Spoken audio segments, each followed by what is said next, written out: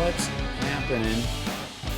People hopping on for a little post-debate rapping, hanging out, seeing what's up. Thought I'd jump in here and see what you guys thought post-stream situation, post-debate. I'm quite curious.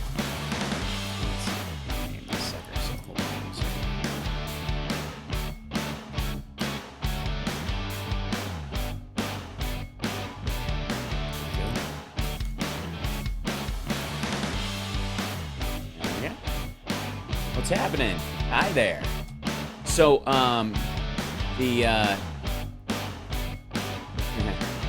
how's everybody doing? Good to see you guys. Hey, Pikers. What's up, Dana? How are you? So, I'm curious what you guys thought about the debates tonight. I had, obviously, my own feelings about them. There's some interesting stuff in terms of... I think it was a logistical issue more than almost anything else as far as how people could get their message in quickly. You know, there was just a lot of places where it was obvious that everybody had a choice. You could either address the issue because you were prepped and ready to address the issue, or you could dovetail the whole thing into what you thought your strong suit was. And away from a weak point, or play into your weakness, which I thought was the there's Dana says Castro was outstanding. I agree. I think he did very well. I think it hit one particular area more than anything else. Obviously, he was very strong on immigration and the issues about that. So I'm curious to see how he genuinely gets past that.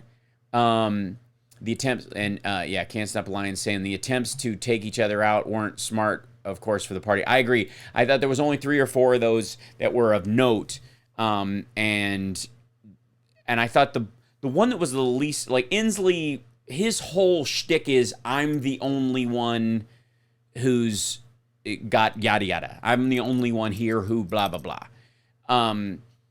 And that's his strategy. It's not really a downer on the other people. It's trying to set himself apart. So I didn't feel like those were strikes against the other folks as much as possible. I felt Castro and Warren were the ones that took the most direct shots at their fellow debaters, and I wasn't a fan of those moments. Castro did it obviously more, and de Blasio jumped in on stuff, but wasn't really, he wasn't punching down at anybody.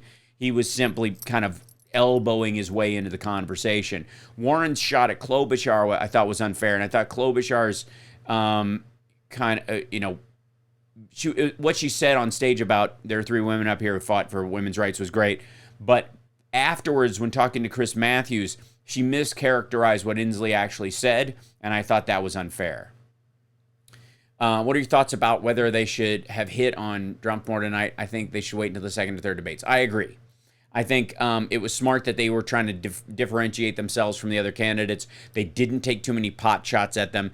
Inslee was probably the most direct as far as attacking Trump directly, largely because that was his only way in. The rest of them, there's sort of an of course aspect to this. We're like, of course we're going to go after Trump. Of course he's a maniac. Of course he's, the emperor has no clothes. Of course he's a serial sexual assaulter with bigoted tendencies. Of course. We'll get to that. But I want to present my hopeful vision for the country. I have to do that. So, and I appreciate that. And JL Ripper, I see you. Booker was better than expected. I liked him too. I thought... thoughts on the amount of Spanish spoken? Because it felt, I got to be completely honest, it felt contrived. Even so far as when Castro did it. As Dan Rather said, a lot of Spanish speaking, which was nice. I felt like it became a contest about who it was. I thought Beto was surprisingly weak. Yeah, that seems to be the overall response to it or whatever. And Jail Reaper, I'm not going to stop, but that's what we're here to talk about. You can join me at another time if you don't want to talk about this stuff. I that's fine. Of course, it's contrived. It's still nice though. I agree. I mean, it's certainly a move forward in that regard. I like Warren more all the time. She seems to be finding more fire to offset the innate wonkiness. Yep. Okay, that works for me. She definitely was direct and confrontational and personal. Everybody felt a little stilted compared to what they're normally like when they're just hanging and being themselves. She has an issue like a couple of them do about, Beto does this too, where both of them are very presentational. A good point of time, they're very cautious and careful about how they speak. Call it the Al Gore reflex, whereas Booker and some of the others have a tendency to be looser when they're not on a debate stage. So you can see the distinction between the two of them. So honestly, the only candidate honestly, the only candidate from the Democrats I like is Tulsi Gabbard. Wow. That's an interesting choice because I felt she was quite one note for the debate itself. And speaking of someone who dovetailed the conversation towards what she wanted to talk about, she did that more often than others. Will Trump put sanctions on Mossadegh? Yeah, I don't think so.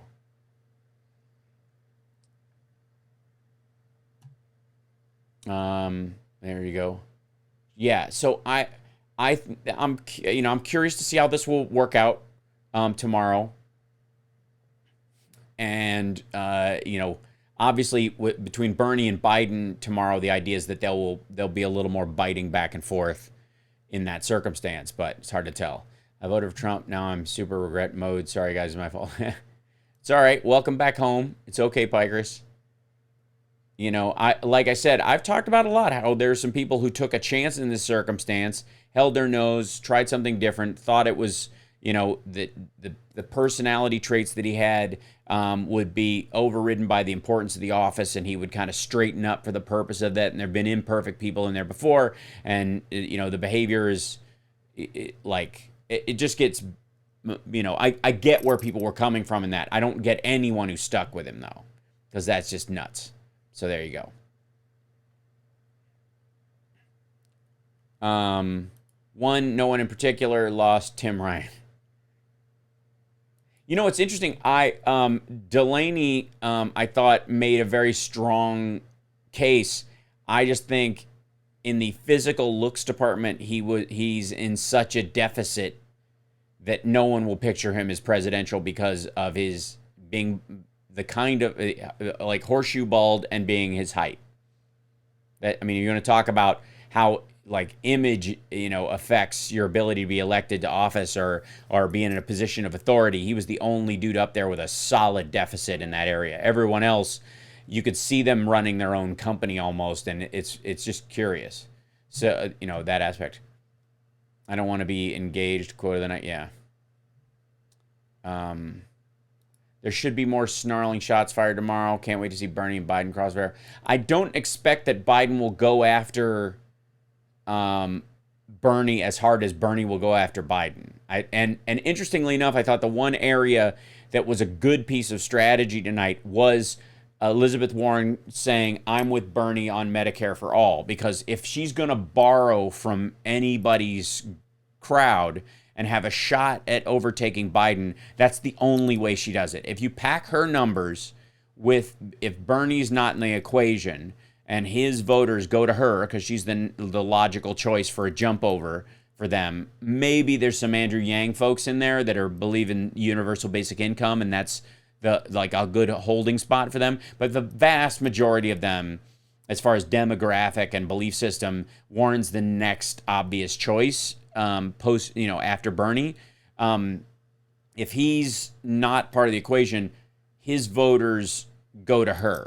If she's not, his voters don't necessarily, if she's not in, if he drops out, his voters will go to her. The other way around is not true. If Warren drops out or loses, her voters are going to more than likely majority of them will lean Biden than Bernie. It's just a fact of the way they're laying out. Even my friends who were diehard Trump supporters are regretting it. If he's dangerous, he's only interested in protecting his own interests. Yeah, I understand that. There's an interesting article about how CEOs and other leaders tend to be tall, but more often than not make the worst leaders. Yeah, well, that's what Delaney is up against. Harris could be aiming daggers at Biden if only side eyes. I disagree, because I think the reference she made about being his VP and the recognition that that's a genuine thought that's floating around, that's a strong possibility that she could very well. I mean, the two of them have been a talked about ticket for a long time. She might pick some jabs, but she's not going to go for blood with Biden. If she goes for blood with anybody, on the stage, it would probably be Bernie or some of the lesser people that she feels like she can take out entirely and shift their votes to her, gaining her ground and putting her in the top 6. Yeah. I'd love it if U.S. kids were taught at least 2 languages from their earliest years, like most of the modern West. Perhaps expand the world mindset of our citizenry a bit. I agree. I think the fallback that it has to be Spanish is one of the most limiting things about living in the Southwest, for example, because it's sort of it's like if you only know French because you grew up in Quebec, but you don't know any other language. Like Quebec Canadians tend to be even more isolationist because they view themselves as singular bilingual people, like dominant and secondary language in one country. It's the variety of languages and the variety of cultures presented should be as broad as possible and as deep as possible. And I think the creation of things like Babbel and Rosetta Stone and the program like the Berlitz system, integrating those into schools and having kids pick like whole group languages would be fantastic. Where they have, like, in our school there was a Japanese language club at New Trier. There's been French clubs for a long time and Spanish clubs, but they were broadening it out into a Russian club as well. And I also think it would be good to pick languages that are vibrant heritage languages for a lot of people in the United States that get ignored and that are kind of dying on the vine. Hungarian, Finnish, Swedish, Gaelic, Scottish Gaelic. Those are good options too. There's a mass of people who come, and even German. There's very little German taught in the United States in schools. And yet there's a lot of people with that as their heritage. And if you kind of reinvigorate that, then you recognize that a lot of these languages tie together, come from the same tree, and learning one extra language, especially another Latin or pictographic language, like you learn Japanese or Chinese, you can read the newspapers of the alternate. If you know Japanese and you read Japanese, you can read a Chinese newspaper. The words are just different. That kind of stuff. Quebecois are worse than the French when it comes to looking down on English speakers because they are overcompensated for not actually being French. Well, that's kind of what I'm talking about with like the over-teaching of Spanish, which is another colonial European language. It's not. We have this weird idea that Spanish is an indigenous language of Mexico and South America, and it's obviously not. So it's no more the natural language of Mexico than English is the natural language of Wisconsin. So the idea that it somehow deserves to be an entrenched language any more than, by the way, French in the Quebec region should be forced on the indigenous people there and said, well, it's the natural language of that area. It's ridiculous. So I think the idea should be the broader idea to learn a vibrant language that's not the norm around your environment. If you can learn, because more likely, if you only speak English and you decide to learn Russian or German or Czech or Danish or Swedish or whatever, or Swahili for that matter, the more you're apt to be comfortable around foreign languages being spoken around you and to pick them up, the more common local languages around you. So there you go. Spanish has the advantage of being simpler to learn than French or Italian and is useful here. Agreed, but is still a European colonial language. That's the only reason it's special is because it's overwhelming. And in that case, there's nothing special about it any more than speaking English in that regard in the region. You know what I mean? The argument would be is make sure that people of Mexican heritage learn Oaxacan or Nahuatl. You know that. I mean, I think the like local dialects and traditional languages have a lot of worth. It's, I love languages. It's really obviously an important topic to me. But it was interesting throwing up the Spanish tonight. I thought it was good, and then it became a competition, and I thought, yeah. Japanese is hard, 3 different writing systems, kanji, hiragana, and katakana. Yeah. But that's also broadens your brain base, makes you smarter. So, yeah, the common tongue. Then there was a failed Esperanto attempt at the world's... Oh, yeah. Did I ever tell you guys my favorite Chris Bono story, bless his heart? So Chris Bono is my buddy who used to open for me on the road, and huge Star Trek fan. Standing in line, I think it was Kookaroo. Before, Boston Market took over, there was this restaurant chain in L.A. called Kookaroo. It was good because you could get really good yams there. That was my favorite thing about Kookaroo. And it was one of those, stand in line with a tray, get your stuff, kind of cafeteria style. And he's standing in line there. He looks over, and in line next to him, William Shatner. That's right, the William Shatner, who on Twitter refers to me as Sparkles. Long before that, though, when Chris and I were both a couple of nobodies open micing around L.A., and he's just like, oh, my God, that Jesus, that's him. And Chris does William Shatner in his stand-up act. He does, the main bit is great. It's this, he goes, whenever I ask my dad for help, he turns into William Shatner. Dad, I need money. I need $200 because I have to pay my car insurance. I don't understand. Well, if I don't pay my insurance, then I can't drive because it's legally you required to have insurance in California. I don't understand. So his dad would just keep doing that. I don't understand. I don't understand. And anyway, so that was the basic gag. He does it better than I do. But anyway, so he's standing there like, what do I say? Oh, my God, that's William Shatner. I'm going to meet him for the first time. And the only thing he can think of to say is, still speak Esperanto?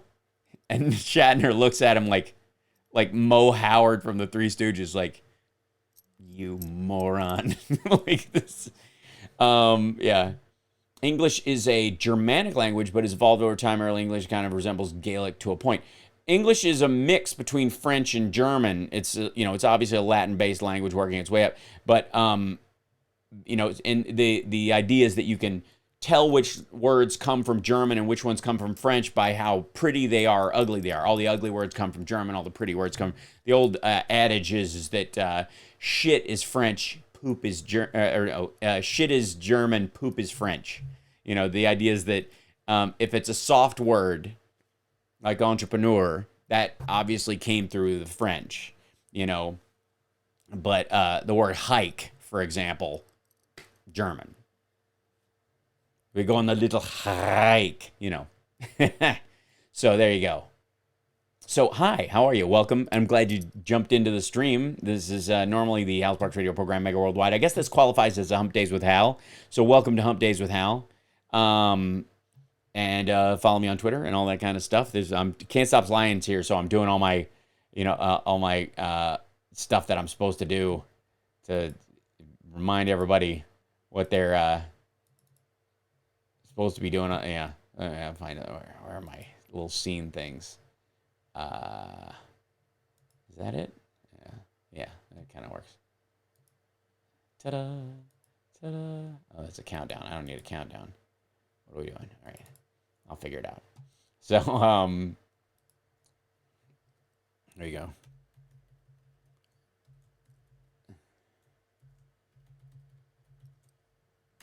Ta-da! Patreon.com/AlSparks if you're interested. That would be really helpful. I would love that. That'd be fantastic if you felt like doing that. Look at that. Visit the Hal Sparks store on Teespring. Look at you. See that? This is Can't Stop Lions a pro, man. Hey, Recepta, good to see you. Yes, lick the like button. What? Hello. I can't. Oh. Oh, it's a stream. Yeah, it's live. You're looking at me live. Isn't that crazy? What a crazy notion.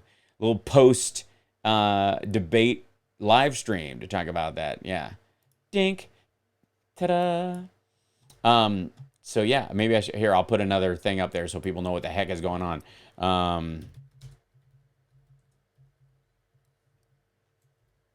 Ta-da. Put this up here. There you go. Pretty little graphics. Isn't that nice? Isn't that sweet? Yeah, so when you make more lab rats, let me know. Okay, I will. Yeah, so there we go. Right. Thank you, sir. Dun dun dun dun dun dun dun dun. That's right.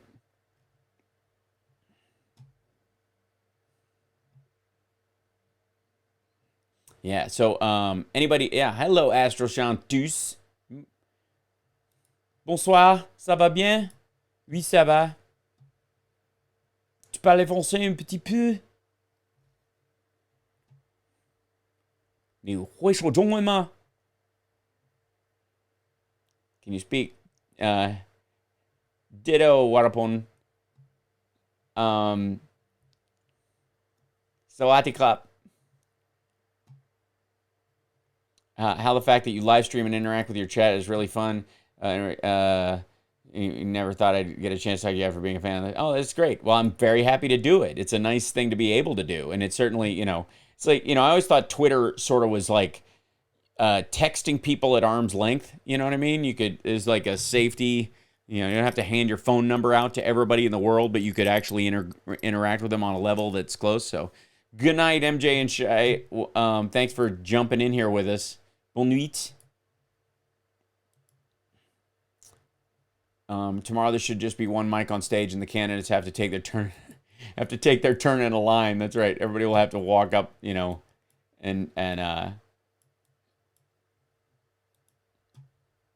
how your frame color is awfully close to the tone of Q45's current skin tone. Oh, oh my gosh, that's true. Like it's the Trump orange. That one picture that was up of him was frightening. Did you guys see that? Christ, that was awful. Somebody tweeted it before. They were like, here's a, what's the first thought that comes to your mind when you look at this color or whatever? Yeah,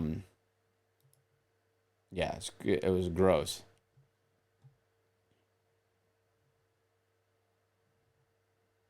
Let's see.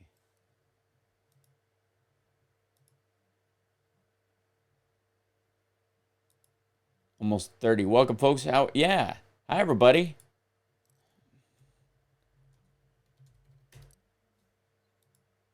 Wait, that's not what I want. I want this.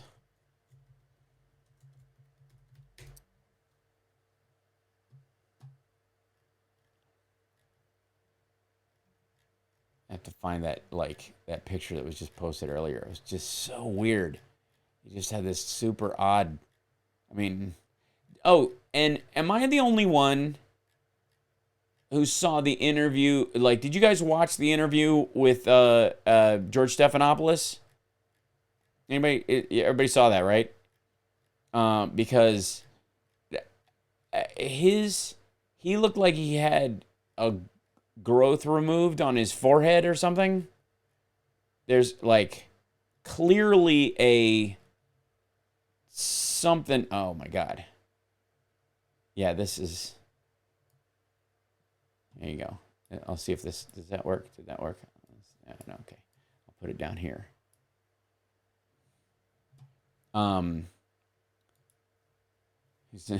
Insult to oranges everywhere, right? Here you go. Look at that. What's happening there? What is this situation? That's just so. Look at his hand. Look at his face. Ew. And his eyes are so bloodshot and bagged out. That was the same period as his as the interview that he did with Stephanopoulos. PSP's right. Did you hear that Gibson is suing Dean Guitars? No, I didn't hear that. Solid potential staff tonight, though I really thought Inslee's message on the climate. Yeah, Inslee's, all in on climate in the same way that, like, Tulsi's an anti-interventionist. So, I liked, I like where they're going. But here's the thing with the single issue candidates, and it's fine, but their whole issue, their one big issue, is an eighth of every other of Biden or Warren or even Booker's main strategy.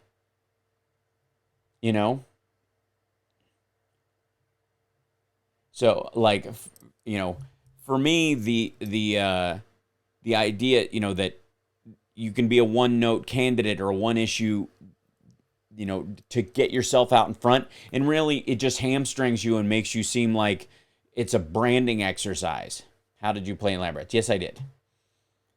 Yeah, I did.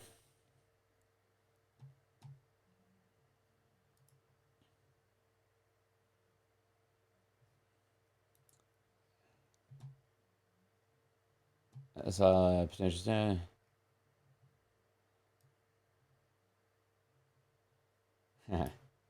Almost lost you there. Hold on one second. Bringing you back up. Let's see. New window. Try to get in there to my own YouTube situation. Go back over there. Oompa Loompa syndrome. Ah, it's gross. It's super weird. Hold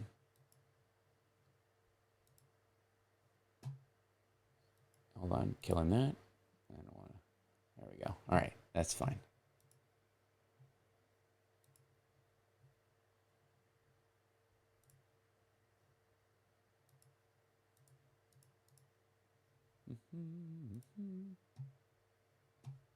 Trump's word salad on Fox Business yesterday was full of so many tangents. Good Lord, the mess. It's just, it got awful. It's embarrassing. Like his whole, well, let's see, hold on. Let me see if I can shut some of this stuff down.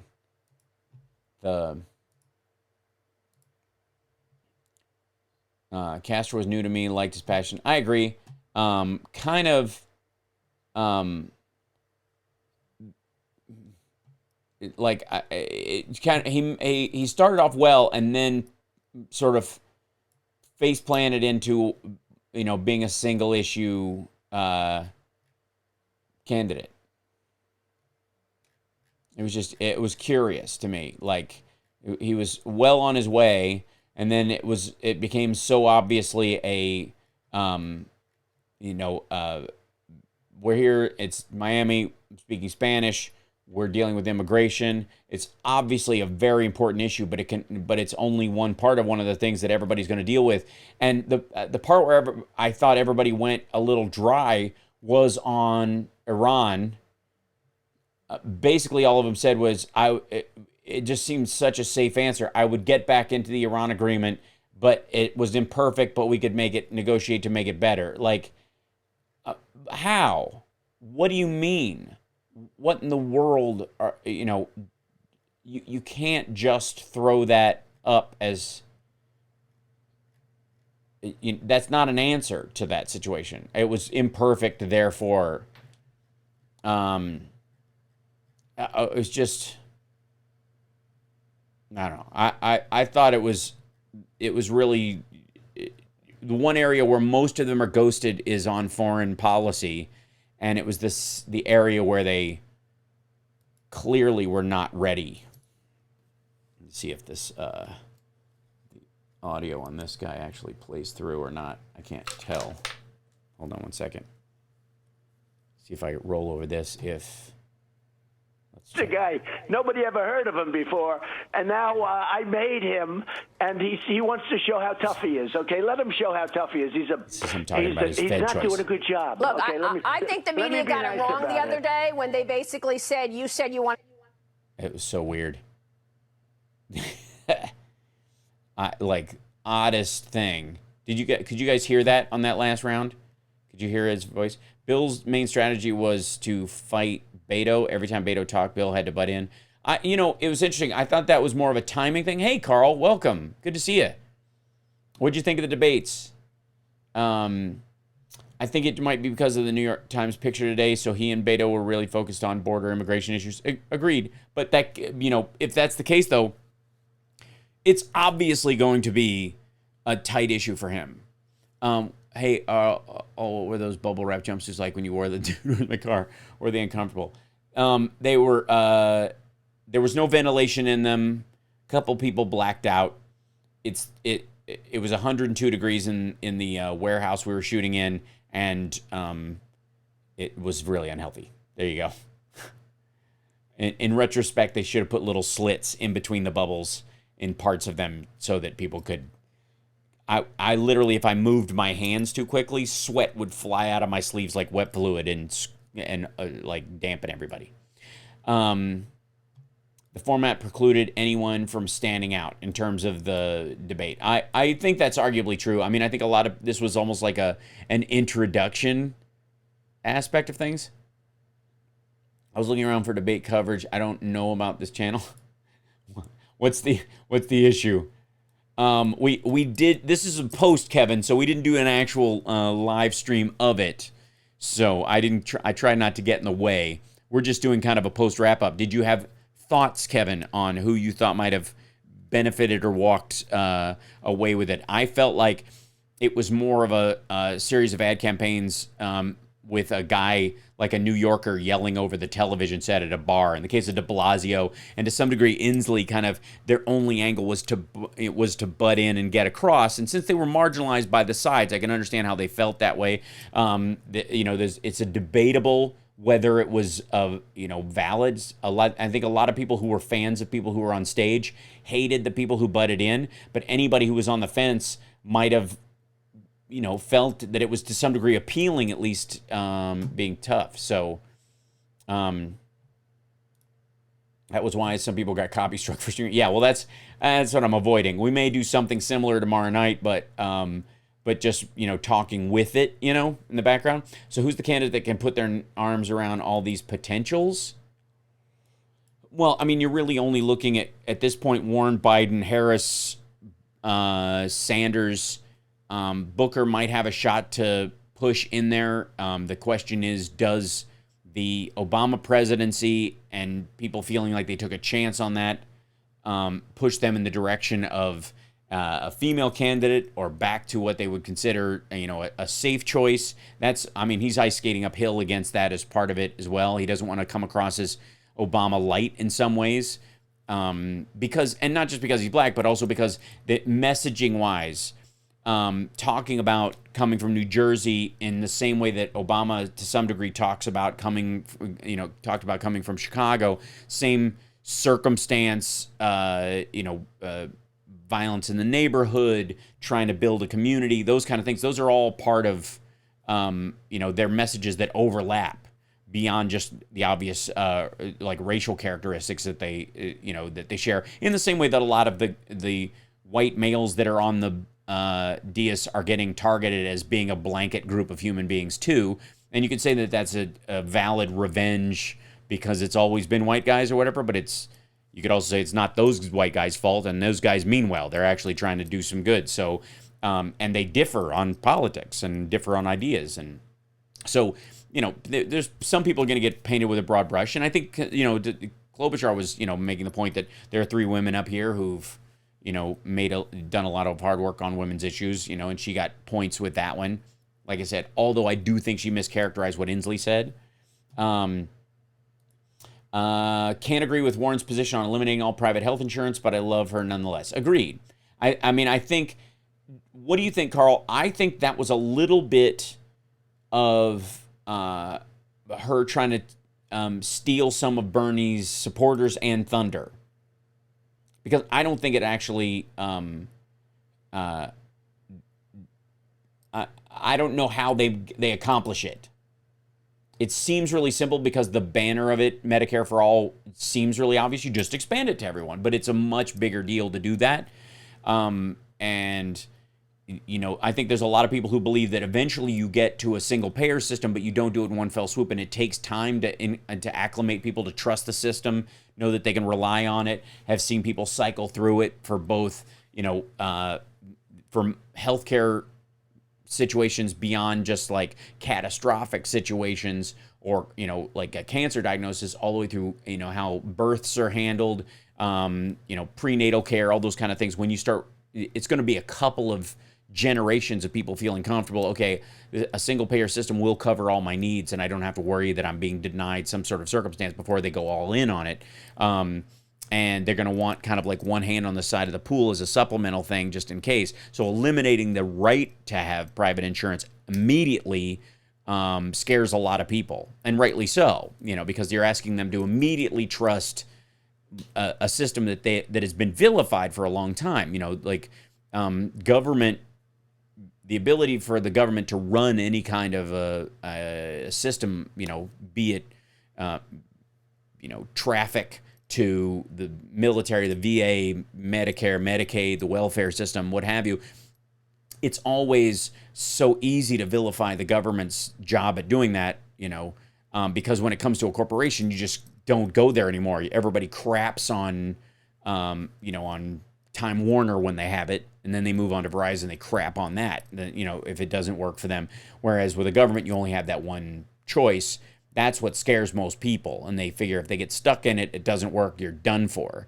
That's what I think worries it. So I think a lot of people, the difference between the people on the panel tonight obviously is very much like the difference tomorrow is, how do you get there? How long does it take? Do you do it immediately and like pull off a Band-Aid, and the people who are harmed in the process just have to take it on the chin?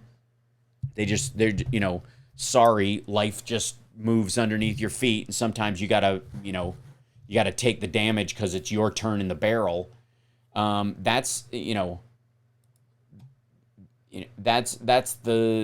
big question, and that's, ultimately that's the question that goes to the, we've talked about this a little bit, but the idea of the ACA, when a lot of people were like, they didn't fight for a public option, knowing full well that if they'd have fought for the public option, we never would have had the ACA, and we still wouldn't have the public option. We'd have had neither. So the idea is you go down swinging for the public option and don't compromise no matter what.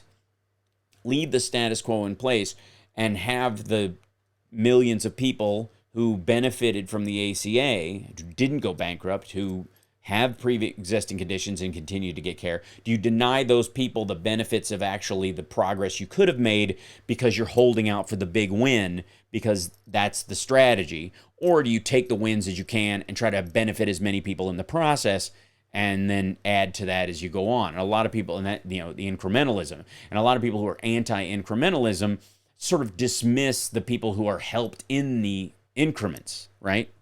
The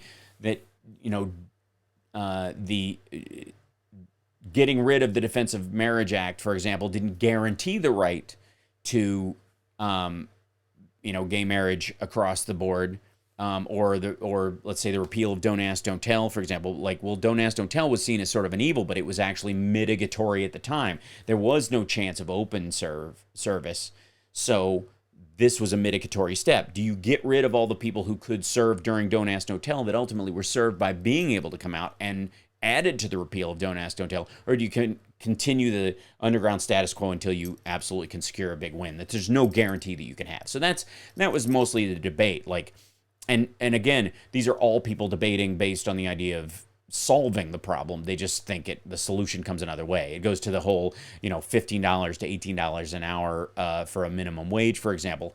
Do you go there right away, and the damage done to business, if it closes some businesses and people lose their job because those businesses aren't profitable enough to carry that weight, have to just go away, and the people who get fired and lose their job are just casualties of the circumstance? Or do you incrementalize it to get everybody up there because fewer people are, you believe the harm is worth it? That's the tough part, and that's what governing is about. So thanks, Carl. Indeed. We will do it again, Carl. Absolutely.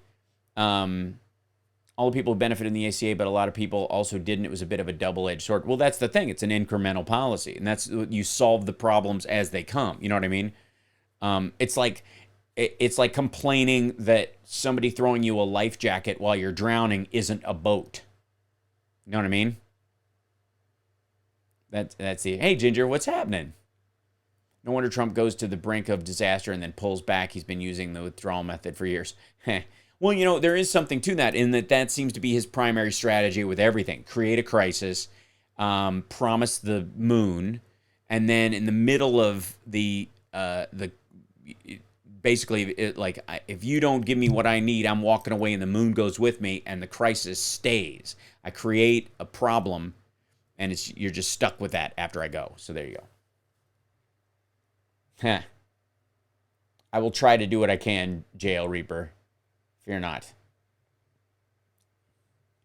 So rather that life vest instead of nothing. Right, which is, you know, that's the issue then, right? So, and that's governing. You know, if you can't actually make the boat appear, if you can't create the bigger solution out of thin air, you know, do you scuttle the idea of life preservers or any kind of personal flotation for the dream of the boat later? And that's tough to ask people who are currently drowning to do, right? And be sure to see who profits from the stock market crashes when he does that. Well, that's the thing with Trump, is that his friends benefit every time he messes with the market. The ground shifts under under our feet.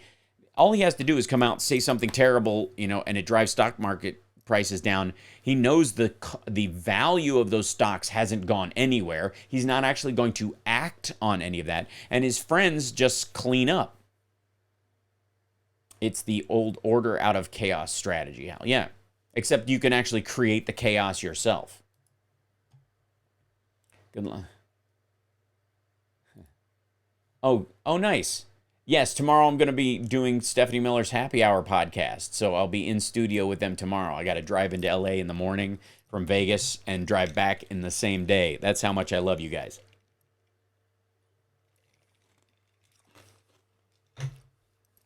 Thank you. Thank you. Thank you very much. Yes.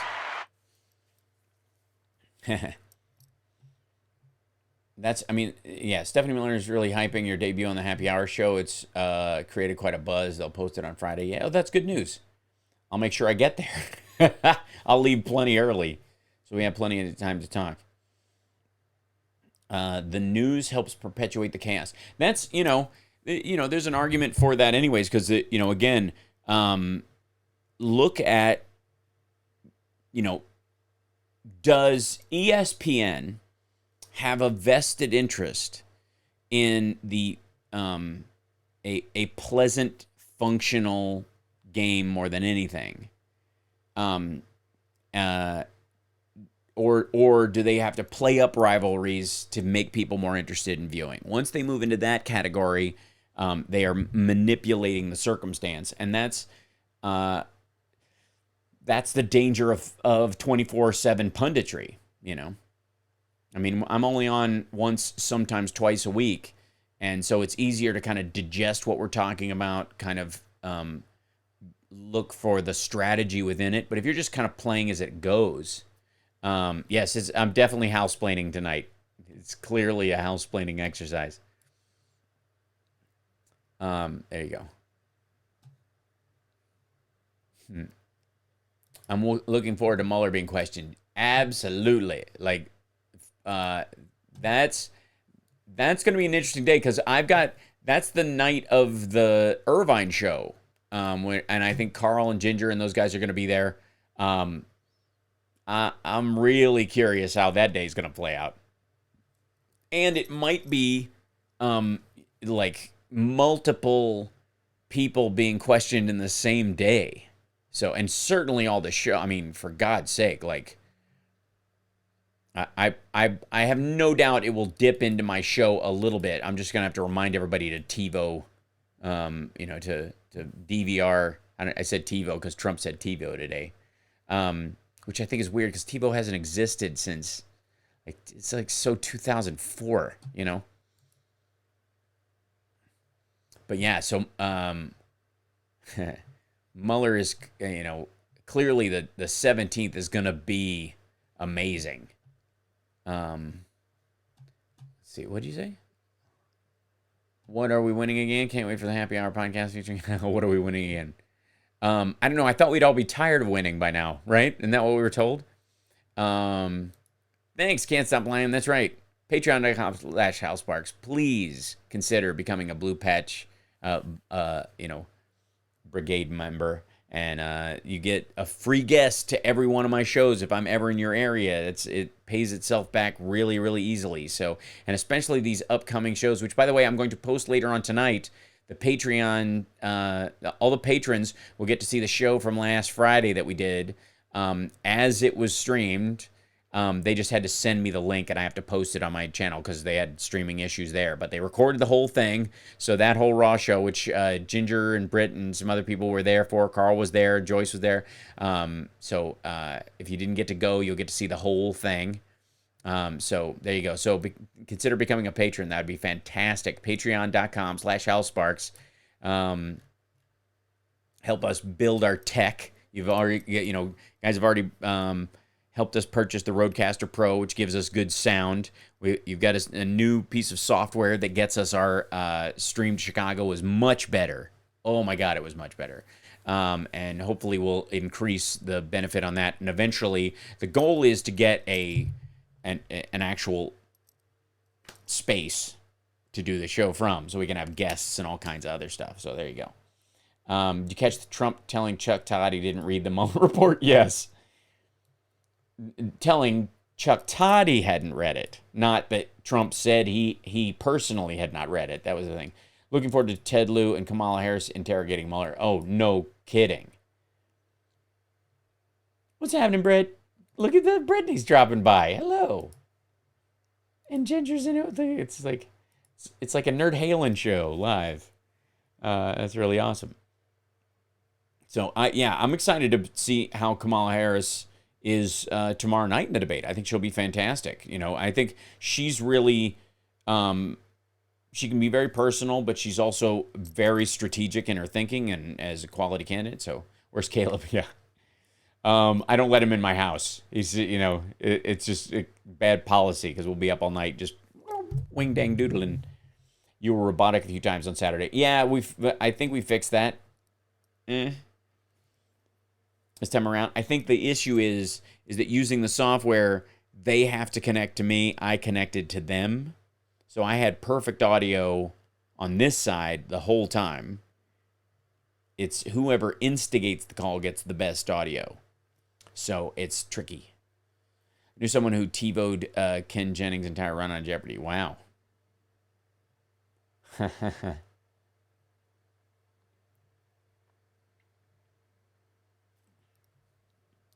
Yeah, let's see if there's. I gotta find that ridiculous Trump garbage with him. Where is he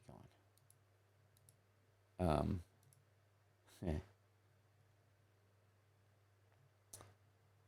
Did you guys, by any chance, see my student loan question? Some of you did. Some of you played into it.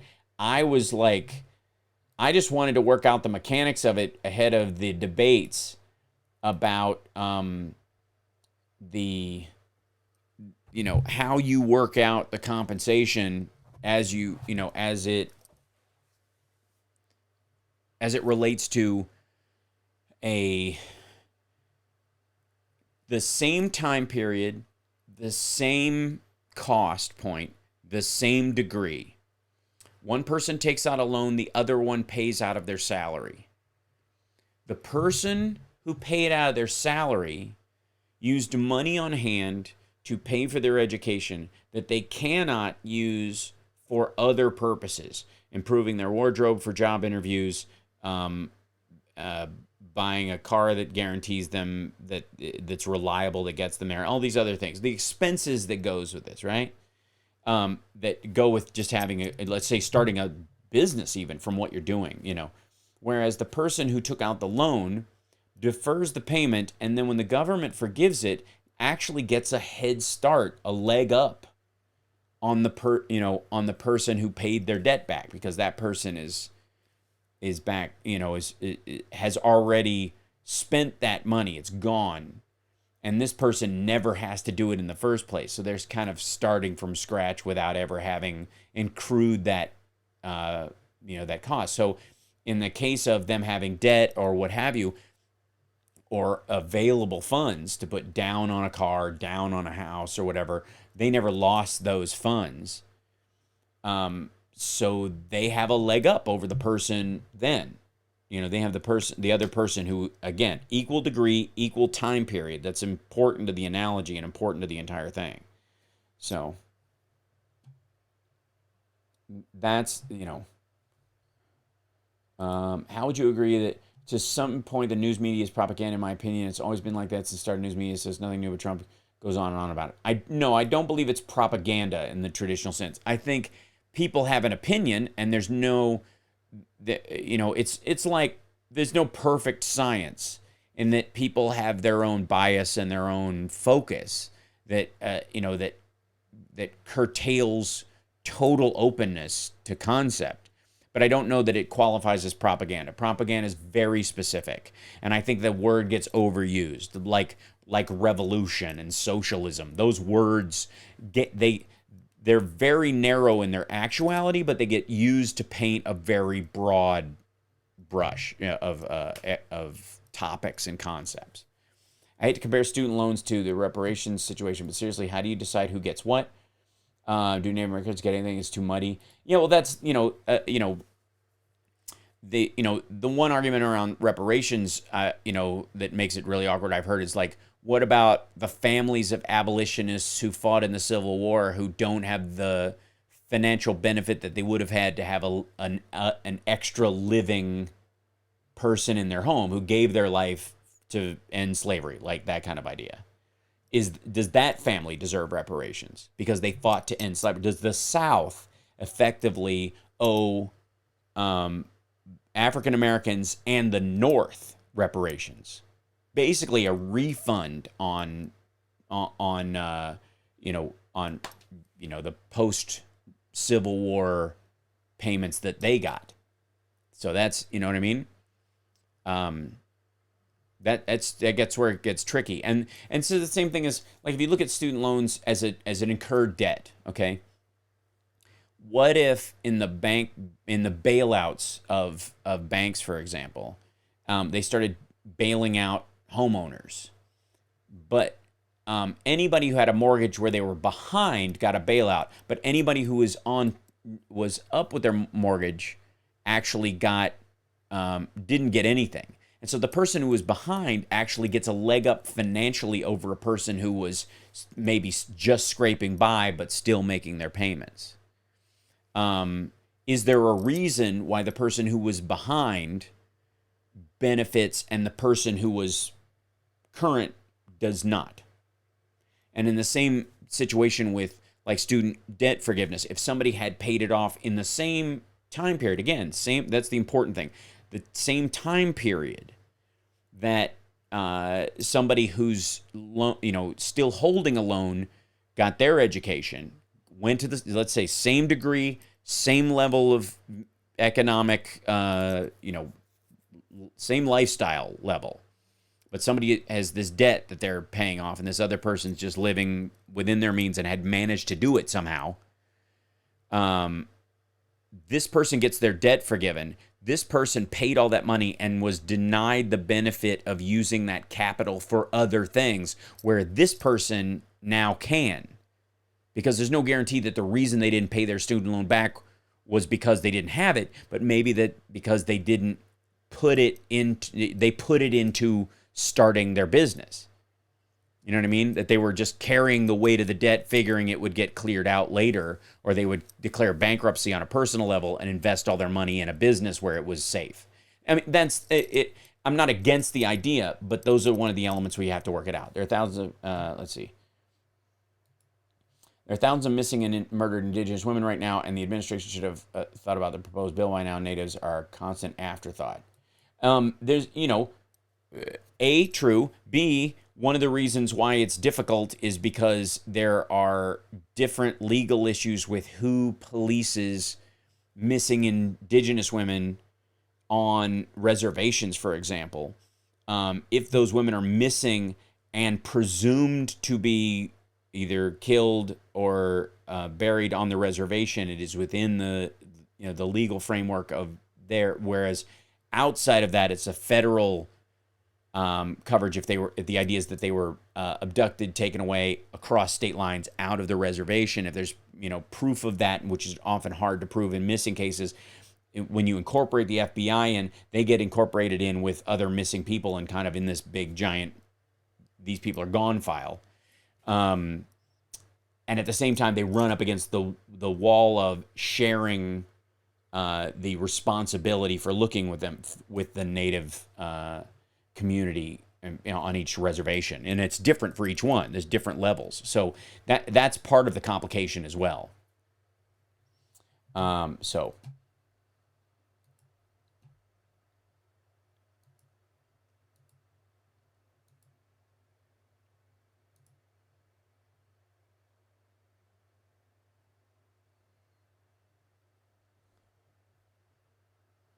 Pac-Man, what is it? Pac-Man's complaining that what? Pac-Man's claiming that Young Turks is trying to kill his show. I mean, they're competing for the same crowd. I don't know. How do you mean trying to kill his show? Make America Turtle Island again.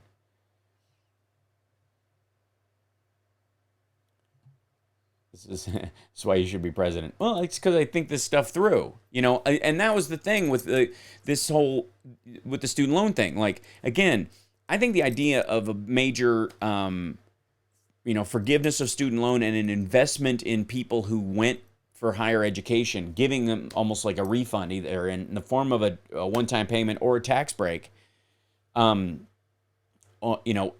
job retraining as a national investment strategy. Sort of think of it as intellectual infrastructure. Doing something along those lines requires a fairness across those, right? That's why I'm saying, like, the loan forgiveness is great, but it is patently unfair to people who paid off their loan or didn't take a loan in the first place, who accrued the same cost for the same education in the same time period. And I believe, personally, that should be addressed at the same time, is all I'm saying. So there you go.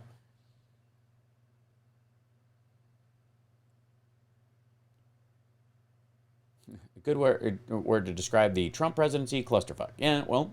Mm-hmm. Oh, YouTube is trying to kill it. Oh, I see.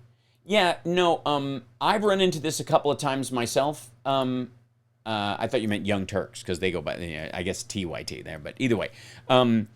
Yeah, if I put Trump or anything related to that fully spelled in my description, even in streams, it's instantly demonetized or made to be not suitable for all advertisers, for example. Which is why the only thing that benefits me or the show or helps us support it is Patreon and Super Chats. If I'm continuing to do the public, like the sort of public service, involved citizenry programming that I like to do. I'm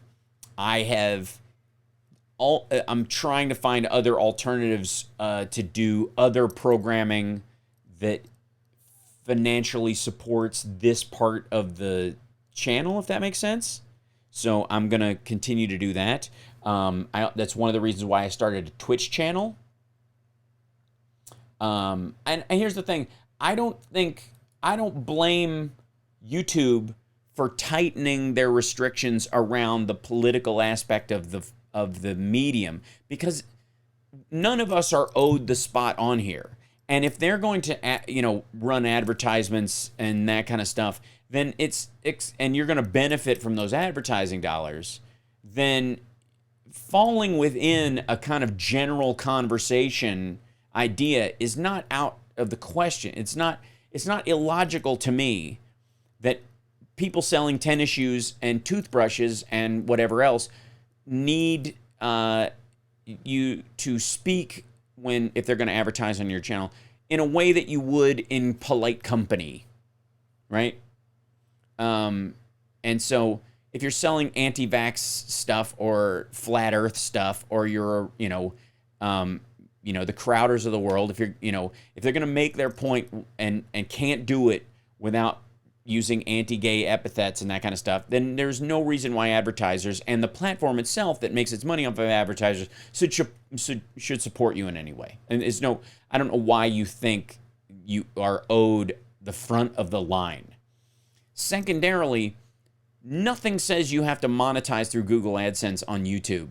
And the algorithm itself, you can drive up through SEO stuff on your own website. You can take this, I can take this stream, put it on my website, streaming on a page on my website, drive traffic there, pay for it myself, use parts of the algorithm and part of my own SEO stuff to turn it into something, which is what I'm personally doing. And that's what they can do too. So don't bitch, find another way around it. Nike doesn't owe you to pay for your microphone to speak on, the fringes of political discourse and to do anti-trans sketches. Like, why would you expect them to fold in with that? And in any way? And why would YouTube make deals with advertisers to cover that? It's just, to me, it seems really obvious, okay? So, let's see. I don't like the Young Turks. Cenk Uygur annoys me to do it. I have my issues with them, obviously. I mean, we were backstage at Politicon. I was talking to Anna and Liz Winstead, and everything was hunky-dory until I said I was a Hillary supporter. And it was super weird because I was talking to two women, and I don't know why it would be such a huge deal. It was as if I had told them I was a Trump voter. Arguably, I think they treated me worse based on that. Liz was of good humor about it, but Anna went ice cold and was really messed up about it. And it was just awkward. And I was like, eesh.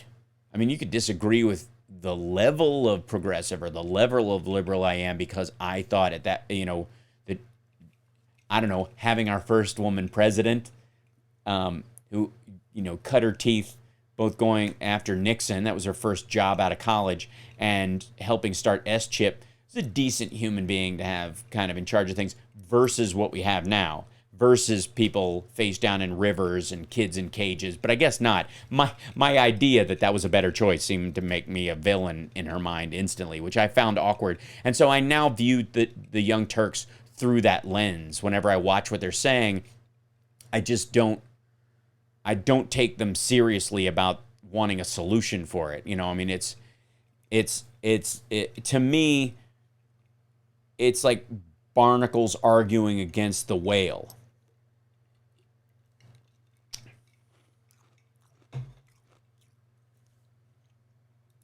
It's way obvious, man. YouTube money. Yeah. Well, that's their platform. It's their venue. And there's tons of other areas to put your video message out on these days. There didn't used to be. But you can stream on, I have a Twitch channel. I have Instagram TV. I have Periscope on Twitter. You can do multiple ones at once. You can go to your Facebook page, and within that, you can sell ad structures based on nearly anything else. And if you have enough of a reach and you have an audience, which a lot of these guys got an artificial bump with an audience because they got early into these right-wing networks. Those right-wing networks, Twitch is a gaming platform. You play video games and kind of chat over top of them and stuff. It's the audience is largely 15-year-old boys like me, and but the idea is that you're gaming it together or whatever, and it's fun, but it's only that. So it's a separate thing from sort of my political activism that I use this for. But you have a lot of alternatives, So, let's see. I hate the Nike ad with the dirty sneakers. All right. And Conrad, you're saying about first lower the interest rate on student loans. I completely agree. I think you could arguably zero out, make them no interest loans on day one.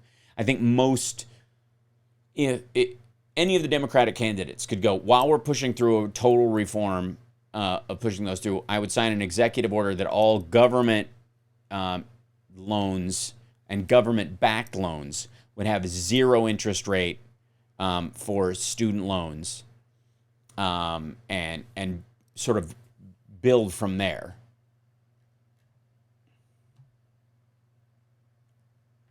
Who is the most presidential tonight? I would argue Elizabeth Warren was. Yeah.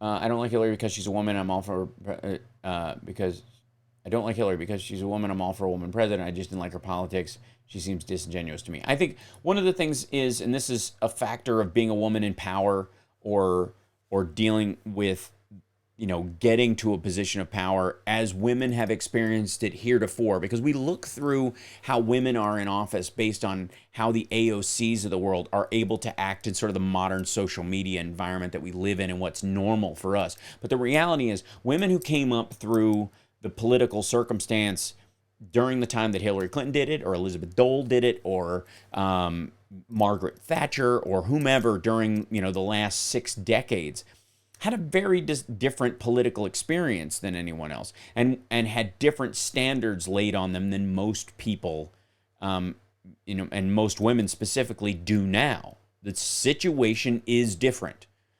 How women are perceived, women are defended for, dressing more feminine or dressing more masculine, for example, if they choose to do so, whereas it was much more linear before, in the same way that men were also, it was much more linear. Gay, straight, white, black, Hispanic, Native, Asian, you're in a suit and tie.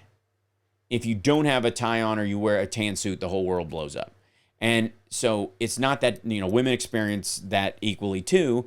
It's just that women, when Hillary came up through this system, the expectations, what it took to gain power, were a different set of emotional and personal strategies. It was much more Toastmastery then than it is now. It's much more thought to be extemporaneous. It's in large part the social media and Trump effect that has caused that. But women especially who came up during that time period are penalized as being kind of more mechanical. And I think Warren sort of runs into that a little bit,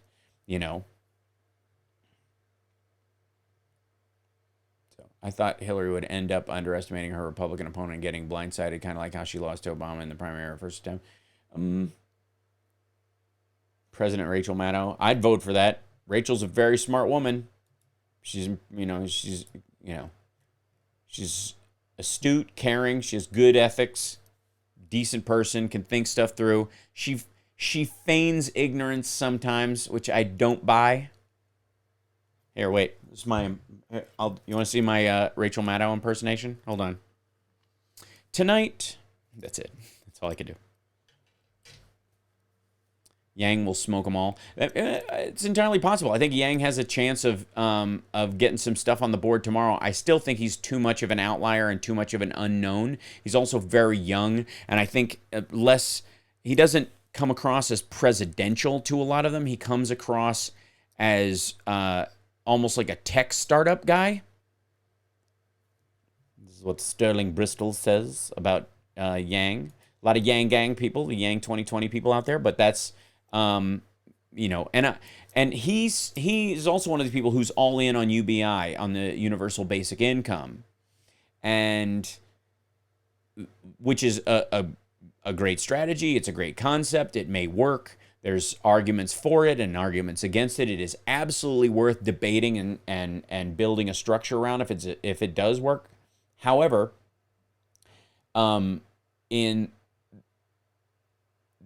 Yang comes across as largely that's his solution for everything. That seems to be his rollback. He does seem to be a single issue candidate in that regard around UBI, around universal basic income. Warren started off first and ended last. I can see how you can see that. She did start very strong. They were also throwing a lot more questions at her in the beginning, and then after a while, they recognized that was happening and drew it back, because at one point it was super clear they were dovetailing all questions sort of through her or off her. Yang is let's see. Yang is a decent guy from what I've seen on Real Time. Yeah, I mean, he comes across as a decent guy, and he's very smart too. So it will be curious to see how it plays in.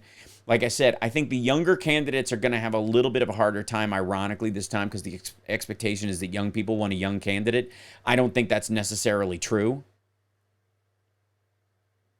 So, yeah.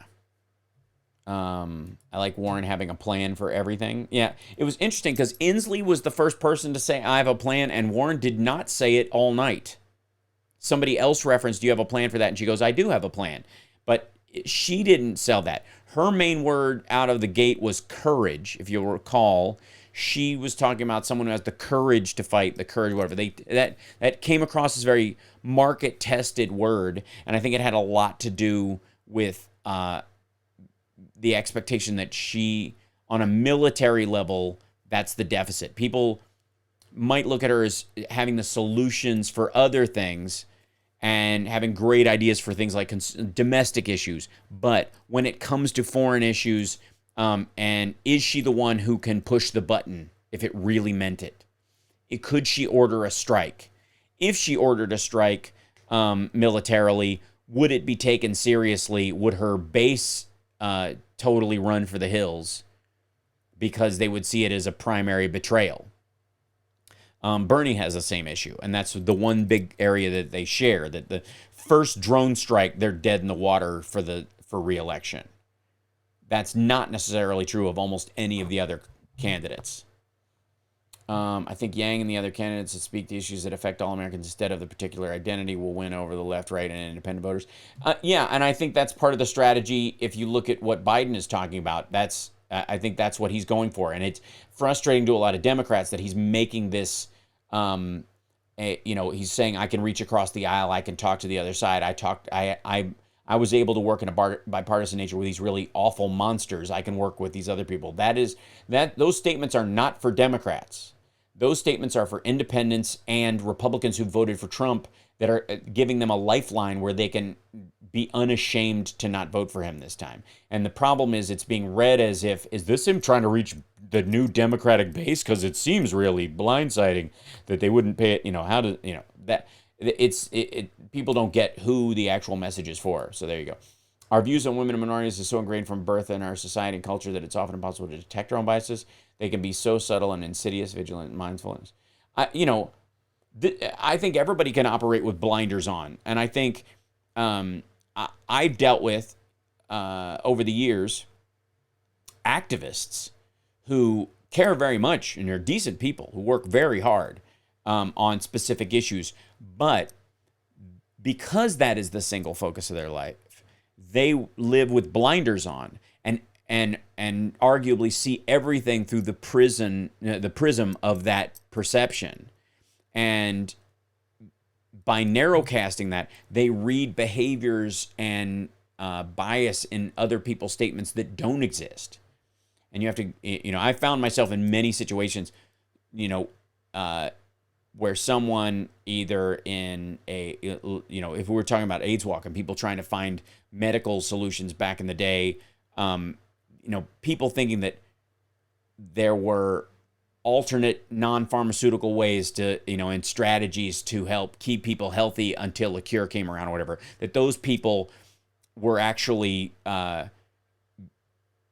anti-gay or anti, or like anti a cure, but when that was the exact opposite, when they were like going, obviously this is not working. What other strategies are there? And they're going, well, they don't want to try for a cure. Like, that's not what the argument was saying. But that person lived so much looking for one thing, one solution, that they view everyone they talk to as if they carry a bigotry. Anything outside their field of view is considered the enemy because they're so entrenched in that. And I understand where that comes from, and I don't necessarily fault them in that circumstance, but they do need gentle correction when that happens so that they don't think the world is full of enemies. I think that's one of the issues with trans violence, for example. That was brought up tonight, and I think it's an important thing to look at. But trans suicide is a much bigger danger, for example, statistically speaking. There's much more of a danger of people who are trans committing suicide than being murdered for being trans. It's still an issue. They are just separate, and one is, obviously the suicide issue is something that's much bigger and has to do with making sure that trans people know they are included, know that they are safe, know that they are respected and loved in the community and in the world. And in the process of doing that, some organizations that are pro-trans rights, for example, HRC and GLAAD tend to do this a lot. They play up the boogeyman of trans violence so high because statistically it is concerning that they paint a picture of a world that is more violent materially towards trans people than it actually is, and therefore cause this situation where you can almost not look at a GLAAD or HRC event or publicity campaign without hearing that the world wants to murder trans people. And for a trans person to hear that all the time, basically it's a message: the world is around you is full of nothing but enemies. There is no one out here who loves and respects and cares for you, except maybe our organization. But everybody else, when you're walking the street, when you're walking among friends, the whole world is a minefield of bigotry.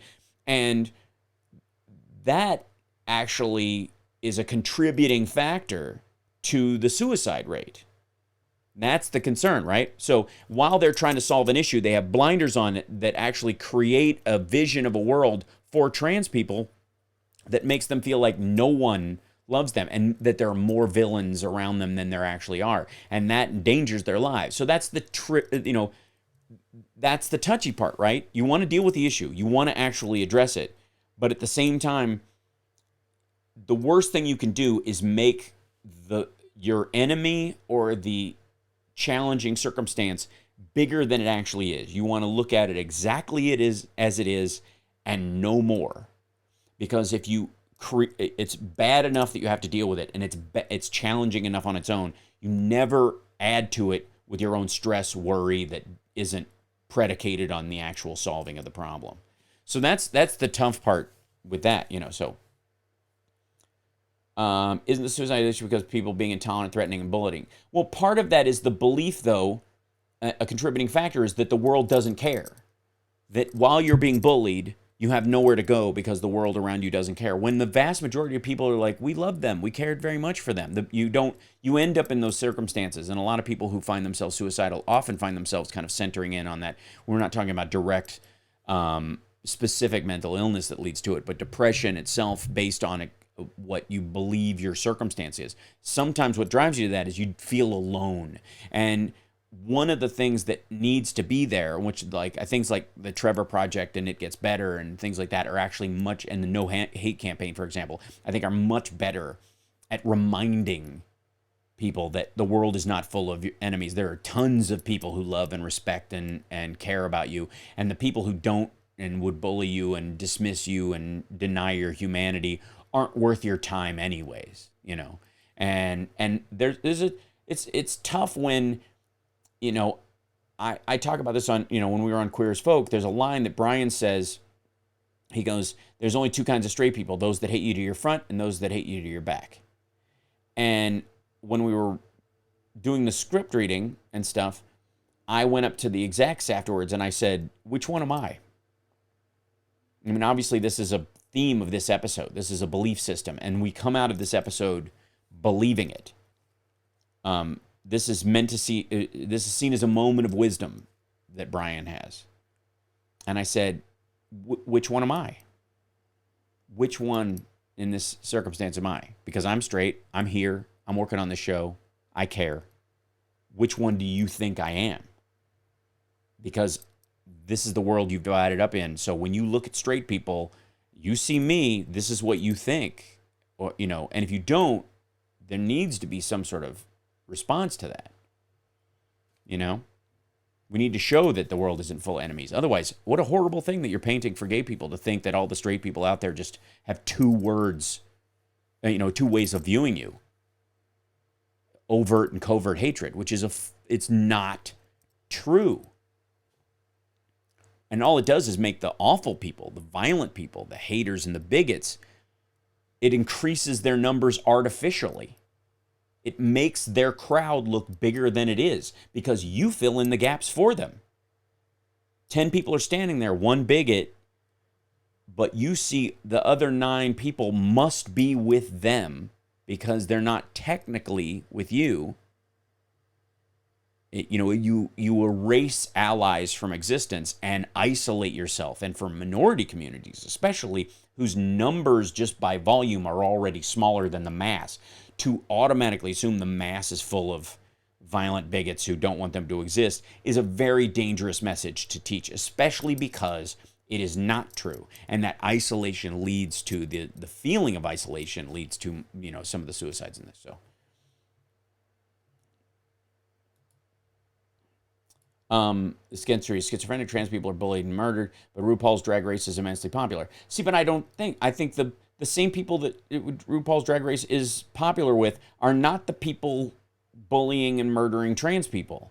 And the bullying and the murdering is a much smaller number, just like murder in general versus normal human interactions is a much smaller number. But when it happens, it's shocking and horrifying. But you must fight making it the norm in any ways. Hal's rose-colored glasses. No, I'm very realistic about this.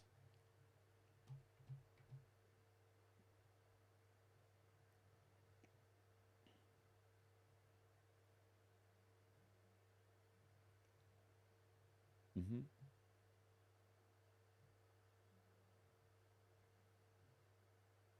Huh. Yes. That's right. Join us. HSRPM is every Saturday, 9 to 11 Pacific. Thank you so much. I appreciate it. I'm trying. It takes some work because, again, you want to offer some balance and some contradiction to the bias without denying somebody's experience at the same time. And that's a tough line to walk. Like I said, just starting the conversation about student loans, if you look at my Twitter feed, look how people took that, And I was like, and anytime you come up with a policy, this was my issue. I don't shy away from complication. I like complicated shit. I like humans. And I know that humans are multi-layered. No one is their defining parts. I've lately, in all this branding stuff I've had to deal with and stuff as part of my business stuff, is that I've come to the conclusion that branding is simply ignoring all the parts about yourself that you can't sell, is effectively what branding is. And I can't live like that any more than anybody else can, really. And that's the complex part of being that, And it's a very strange thing on YouTube because it's super branding oriented because it's got a very narrow focus. And so in the case of, humanity and personality and the issues that, like the Affordable Care Act and defense and the National Institute for Health and the search for a cancer cure or an AIDS cure, those kind of things, these are super complicated. And there are a variety of human beings in this process. In the ACA, in the coverage of the ACA, there are people who have illnesses through no fault of their own. Then there are other people who have lifestyle diseases related to smoking or other bad habits that are their responsibility, and they can take action to change them. There are some people where poverty is a factor in their bad diet, and other people where laziness is a factor in their bad diet. And dealing with the concept of improving your diet does not diminish, it does not call the poor person who doesn't have a choice lazy, and it does not let the lazy person off the hook by, saying that some people are too poor to deal with it. People are complex. There are multiple layers. And when you create something where you're going to solve the problem that has that many variants in it, it's got to be complex. Management, that's why that's why there had to be amendments to the Constitution. That's why our legal system has so many bifurcations about what murdered first degree and second degree, third degree murder and manslaughter and depraved indifference. There's all these varieties because we have so much freedom that you actually need to, the framing of those freedoms actually gets much finer to define each part of them so that you don't automatically get one freedom completely nullified by an over application of a particular criminal statute or legal limit, right? What it means to have, the right to arm yourself, whether you have a concealed carry permit, where that concealed carry permit is available, the volume of clips, the having bump stocks or automatic weapons versus single shot rifles, why that's important, because you have certain freedoms in this country that are available to you, but there's so many parts of it that you've got to go, okay, well, that didn't work, so we got to take that part out. But you can still do this and this and this, but it's got to meet these categories because this is a cheat that they came up with because of loopholes. So it's a series of closing loopholes. It gets very complicated. So the ACA is 3,000 pages. There's 330 million people in this country, all of which who can have different diseases and circumstances and all kinds of stuff. So, of course, there's a lot of variety to it and complexity. And that's as it should be. Yes, life is complex, so don't run from that complexity, And in the case of like solving the student loan issue, there is clearly there are going to be complexities that have to be addressed in this. Just there obviously, if somebody walks in and just redlines debt, that's it, gone. Everybody who had a student loan debt is done. Well, everybody who got their debt forgiven is now financially more well off and gets a leg up because they had debt that hadn't been paid off over people who either satisfied debt or never took it on. And they got a free education that other people didn't get. And unless you have some way to satisfy that or mitigate that, it is an unequal application of the law. And that's not what this country is built on. And you work all the time to mitigate that. So if you're going to start something that is retroactive, which is loan forgiveness is specifically retroactive. It is not like setting up the ACA to solve something going forward or starting Social Security or coming up with a vaccine that now cures a disease going forward. These are things where they are not retroactive time-wise because they are circumstantially created in that moment. This is retroactive, and the question has to be asked, how far back do you go? And do people in that time frame who didn't accrue the debt, do they get some sort of remedy or benefit? And I think they should. I think if you're going to forgive the debt, I think anybody who paid outright for their education and got a degree should either get a tax benefit, basically, the cost of their education taken out of their taxes over a series of 10, 15 years or something, or a direct payment, a direct reimbursement in that same moment. Because what's going to happen is the debt itself doesn't just vanish. It gets repaid. There are banks that own most of these loans. This isn't like if the Federal, Reserve Bank just had all of them, then you could put, this would be the theory, you create a federal bank. You create its own federal bank. And that federal bank takes on all of these loans. And then you intentionally fail the bank and scuttle it. And it just ceases to exist. But all the people who had accrued those debts, for example, any bank that had loaned people out who owned those debts right away, that was a non-governmental entity, you'd have to pay them cash. You'd have to go, you loaned this person $120,000 for a poetry degree, and they've got a PhD in that. We're going to pay you back for that, or we'll transfer 80% of the debt to this bank. You can get a cash payout right now, forget it, and gone. Just like you would do with any kind of, settling of a debt with banks do sometimes. Move them into that. Let's say 70 cents on the dollar on all these debts. Move them into a bank, scuttle the bank. You could do that. But you're still paying cash out for some of them. So the question becomes, if you're doing that for the banks that took the debt in the first place, and this person also gets the education and never having to pay that amount for the education, then the person who paid for their education is being denied a benefit under the law in the same time frame, and that's illegal technically, right? So $1 trillion platinum coins. We need to focus on democracy and getting the Democrat in the White House, not universal health care basics first. Well, I think, that's a strategy issue, right? Thanks. I'm trying. I'm doing my best, Once you talk about any of these things, once you talk about Medicare for all, for example, the question is, strategically, how do you do it? There's 330 million people in this country. And not all of them are ill because of circumstances outside their control. And at some point, if you have, this is another part that, you know, gets me into trouble when I bring it up, is the responsibility that goes with certain rights as a human being and as an American. Let's say we say it is a right for people who are sick to get health care. Great, cool.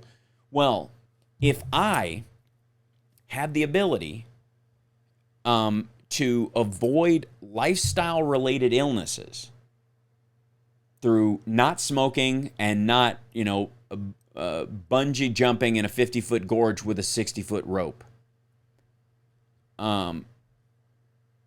If I'm in that situation, I have a responsibility now that we have universal health care, so that I don't accrue costs in the system that therefore burden the system unnecessarily.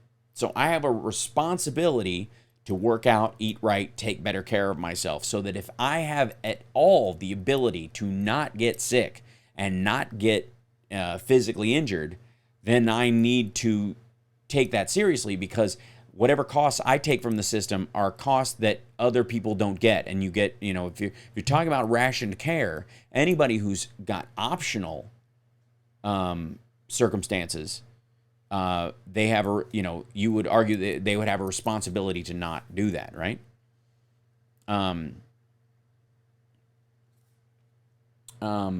Yeah, and the agreed, but how about they pay off my house? That's, you know, this is an interesting thing too. So what if during the mortgage crisis, instead of bailing out the banks, they'd have paid off mortgage loans? Well, what about people who had paid off their homes in the same period that somebody else had kept it? And what if I bought a giant 7-room house, and I really only could afford a 3-room house, and I was accruing this debt and it was rolling over. You bought a 3-room house and paid it off because that was realistic to your circumstance. You did it in 15 or 12 years. 25 years later, I still had this enormous debt. And then the 2008 comes along and the government writes off my loan, but not yours. I now have equity in a home.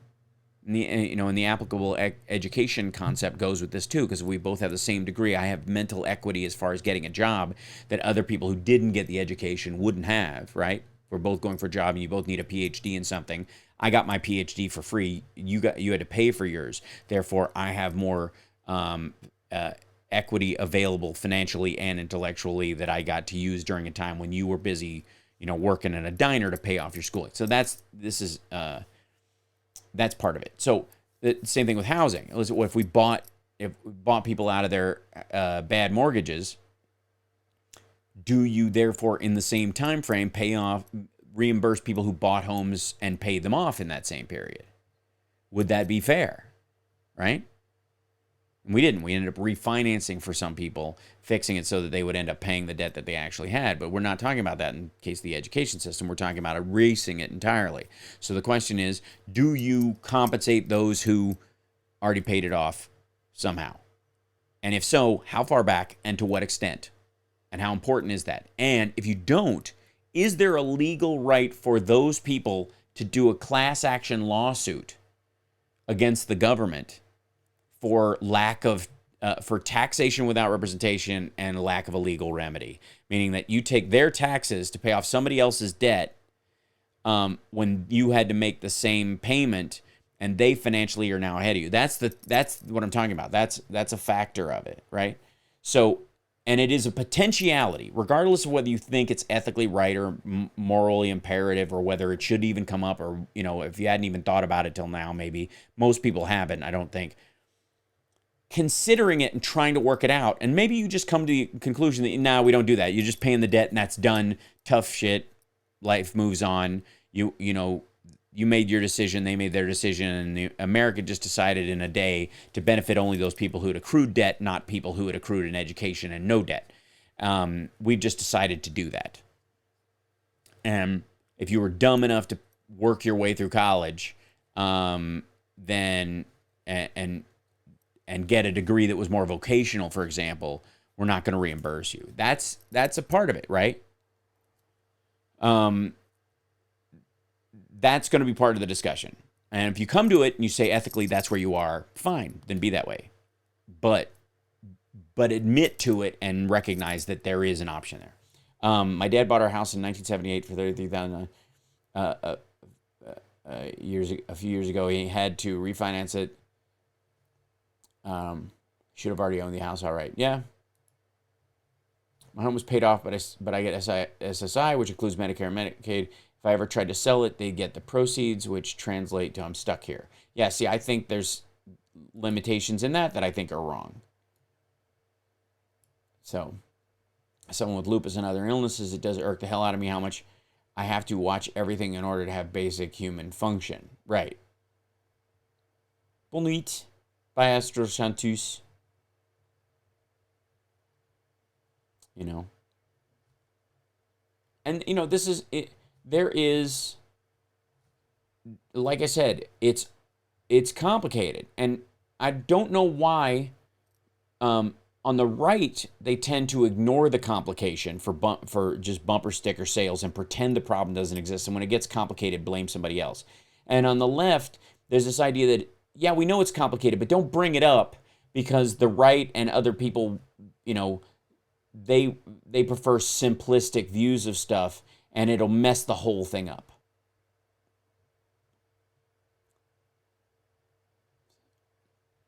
Yeah, like how the 10-year forgiveness student loan plan failed. Right.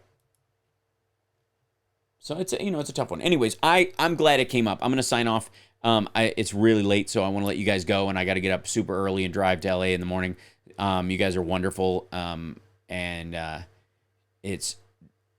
these are discussions worth having, right? And we shouldn't be afraid to have them.